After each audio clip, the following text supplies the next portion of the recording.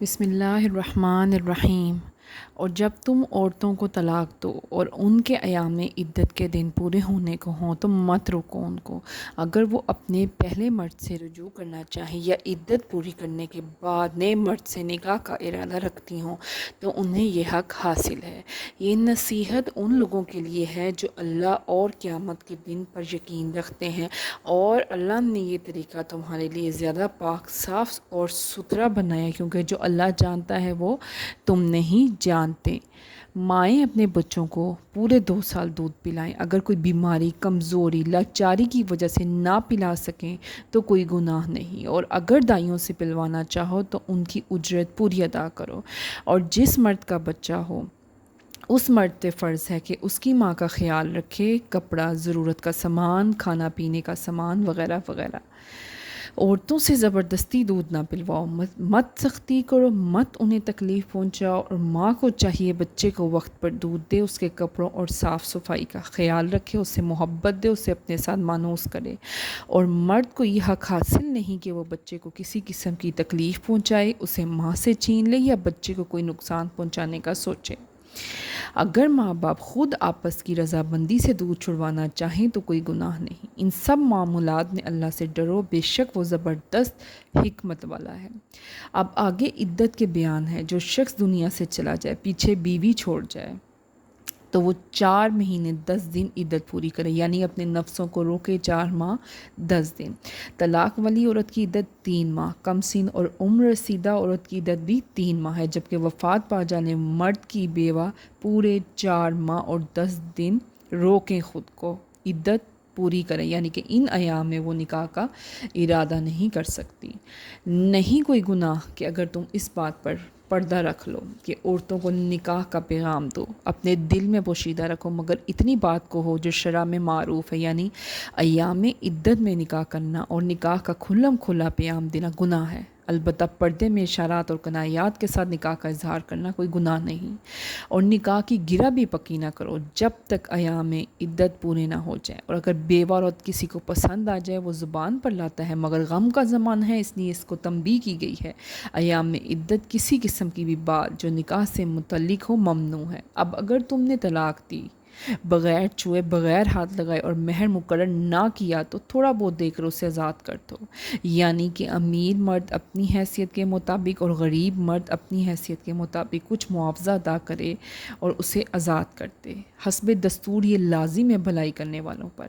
اور اگر تم نے بغیر چھوئے ایسے ہی طلاق دے دی جبکہ تم مہر مقرر کر چکے تھے تو ادا کر کے اسے رخصت کر دو، یعنی کچھ زندگی کے دن وہ آرام سے گزار سکے۔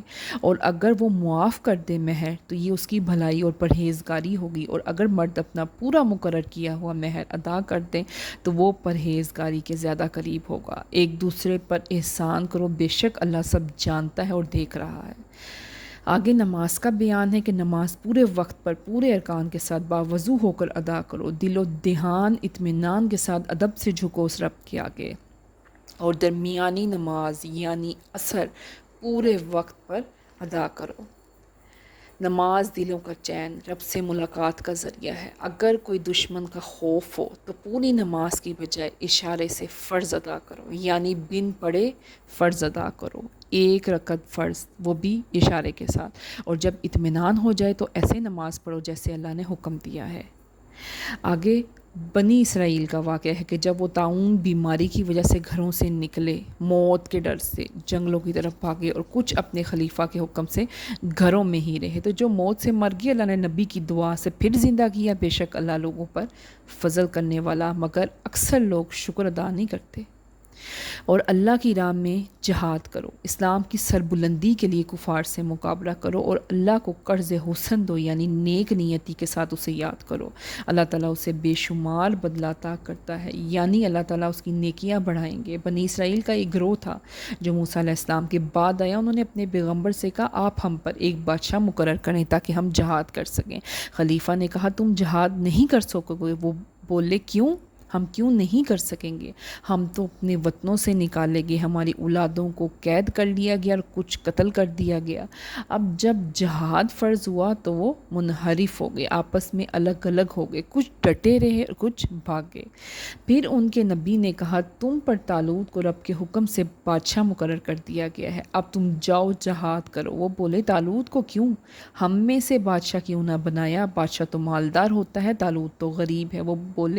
وہ نبی بولے یہ اللہ کا حکم ہے، طالوت علم میں تم سب سے زیادہ وسعت والا ہے، اور اللہ ہی چاہتا اور جانتا ہے وہ جسے مرضی اپنے ملک کا بادشاہ بناتے۔ اب وہ بولے ہم کیسے مان لیں؟ اس بادشاہ کی کیا پہچان ہوگی؟ نبی بولے اس کے پاس ایک تابوت ہوگا جو حضرت موسیٰ علیہ السلام کے پاس تھا، اس تابوت میں آل موسیٰ آل ہارون کا کچھ بچا ہوا ترکہ ہے، یعنی عیسیٰ مبارک کے ماما اور نالین شرفین اور انبیاء کرام کی قدرتی تصاویر۔ اس تابوت میں دل کا چین ہے تمہارے لیے، فرشتے اٹھا کر لائیں گے اس تابوت کو، اگر تم ایمان رکھتے ہو تو بڑی نشانیاں ہیں اس صندوق میں تمہارے لیے۔ اب طالوت اپنے لشکر کے ساتھ نکلا اور بولا اللہ تمہیں آزمانے والا ہے، اپنی لشکر سے بولا کہ اللہ تمہیں آزمانے والا ہے ایک نہر سے، جس نے اس کا پانی پیا وہ میرے ساتھ نہ ہوگا، اور جس نے اس کا پانی نہ پیا وہ میرے ساتھ ہوگا۔ اپنے چلو پانی سے بھر لینا تاکہ ہمارے جانور تازہ دم رہ سکیں۔